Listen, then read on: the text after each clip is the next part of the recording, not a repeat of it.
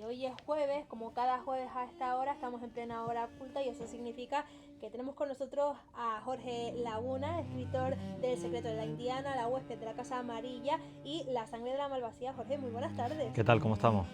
Encantados de tenerte aquí como cada jueves. A ver, ¿qué historia nos vas a traer hoy? Pues bueno, hoy les voy a traer una historia sobre un misionero, un jesuita de San Cristóbal de la Laguna, muy conocido en América, también en Canarias, tiene evidentemente cierta notoriedad, y es que es protagonista de una de las peregrinaciones más famosas del mundo. Yo creo que todos estamos familiarizados con el Camino de Santiago, evidentemente como ruta, pero en este caso hablamos de una muy distinta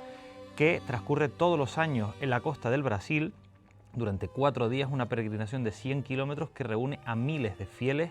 y que bueno, viaja recorriendo los mismos pasos que este jesuita, este misionero del siglo XVI. Para quien no esté todavía familiarizado con la figura, hablamos de José de Anchieta y su historia arranca en las Islas Canarias. Bueno, la historia de José de Anchieta empieza muy lejos de la costa del Brasil, que sería el lugar en el que terminaría su vida y el que dedicaría toda su obra. Estamos en 1534, cuando él nace en una ciudad, San Cristóbal de la Laguna, recién conquistada por parte de los castellanos. Por lo tanto, José de Anchieta se cría, él pertenece a una familia noble y se cría con los guanches, porque en ese momento están compartiendo, evidentemente, después de la conquista, estas comunidades indígenas de los guanches con los castellanos recién llegados, de manera que él desde el principio, desde su infancia, se alimenta de la convivencia con el grupo de nativos de las Islas Canarias, ¿no? El grupo aborigen, lo cual lo comento porque va a marcar su vida y obra en la tarea que llevó a cabo más adelante en el sur de América. Como decíamos, era hijo de una familia noble y se cría en este ambiente fronterizo en una ciudad que está en plena construcción, al igual que la isla, ¿no?, que está llegando a ese estado de derecho de la corona.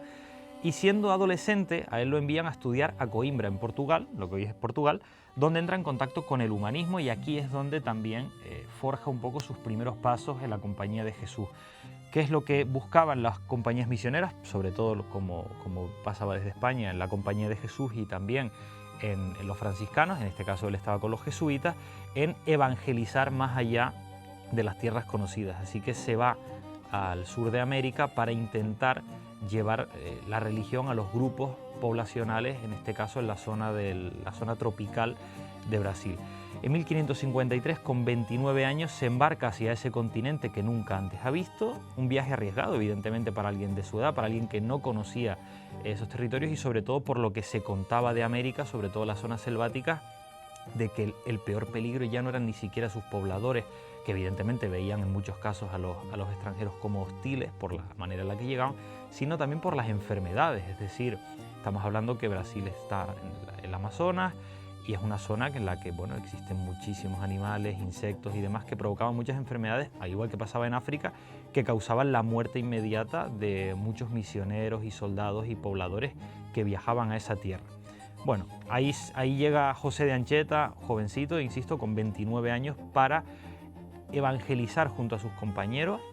con otro jesuita principal que fue el que más le influyó a él, que era Manuel de Nóbrega, que era 17 años mayor que él,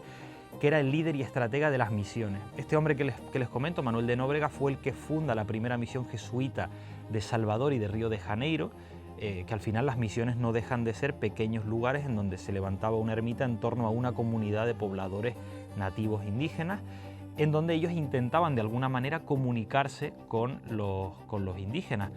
Como ocurre en la película de La Misión, de sobra conocida y que si no han visto se las recomiendo, en ese caso utilizaban instrumentos como la flauta para intentar entrar en contacto y demostrar la no hostilidad a estos grupos, porque evidentemente estos pobladores veían la llegada de estos hombres blancos con sotana como algo un poco apocalíptico. Entonces era la manera de intentar romper la primera barrera. También les entregaban regalos, ¿no? Se decía que tenían mucho efecto positivo los espejos, por ejemplo, para un territorio en el que todavía no habían llegado y solamente veían su reflejo en los charcos o en los ríos, ¿no?, en los lagos o en los ríos. Entonces, bueno, ellos lo que llegan es también con diferentes técnicas para intentar evangelizar a estos grupos indígenas, como puede ser la música, como puede ser el cántico, pero en el caso de José de Anchieta lo que tiene gran importancia es en intentar escuchar a estas comunidades. Él venía muy influido, y por eso lo comentaba previamente, por la presencia de los guanches en las Islas Canarias cuando cuando él nace. Evidentemente él forma parte de ese grupo de castellanos, él sí nace en San Cristóbal de la Laguna, pero sus padres formaban parte de un linaje castellano, ¿no? Entonces él está acostumbrado a tener que convivir con esos dos mundos, esos dos grupos, así que José de Ancheta, cuando convive con estos indígenas tupíes, que era el nombre de la raza, intenta escuchar en la medida de lo posible el idioma hasta el punto de que se obsesiona, intenta aprenderlo, aprender cómo suenan las palabras, y tal es así que su labor le lleva a crear el primer libro de la gramática tupí, de manera que hoy en día, por eso tanto tiempo después, se le considera un poco el padre del indigenismo brasileño y de la gramática de las lenguas originarias del Brasil, porque es él quien intenta traducir ese lenguaje que en aquel momento era oral para los indígenas tupíes a un código escrito.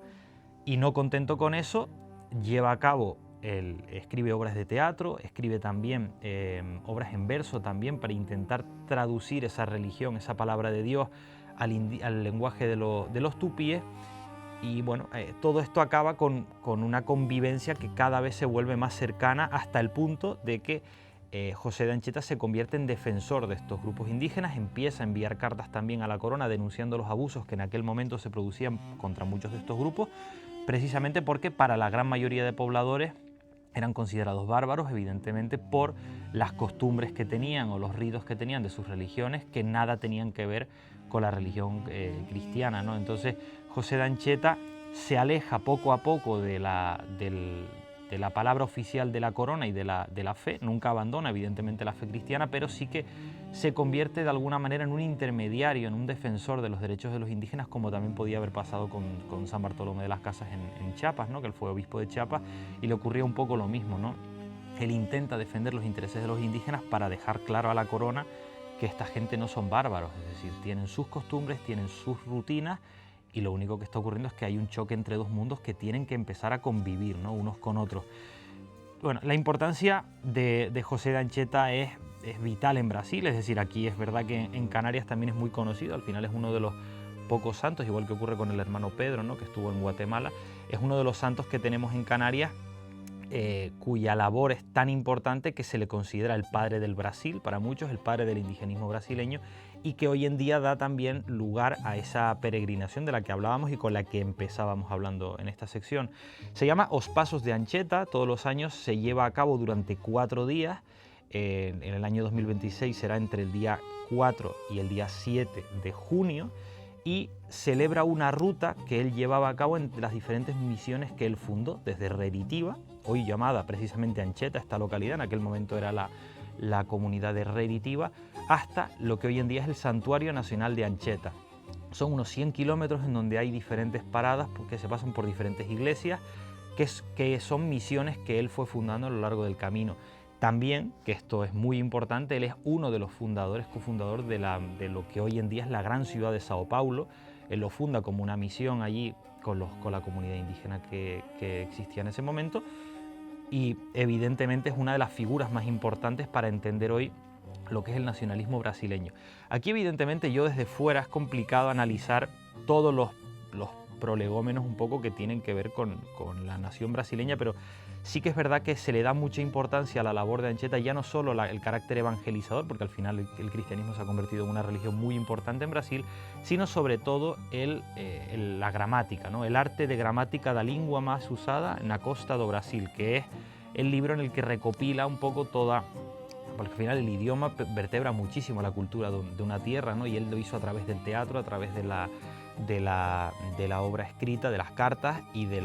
los textos, que además traducía en muchos casos entre el portugués, el castellano y el tupí, para que hubiese una comunicación entre la corona, entre la iglesia, entre el grupo de los jesuitas y también entre los propios indígenas. Así que bueno, por eso mismo 4 siglos después los caminantes salen de esa catedral de Vitoria y bajan hacia el mar recorriendo toda la costa y parte de selva hasta llegar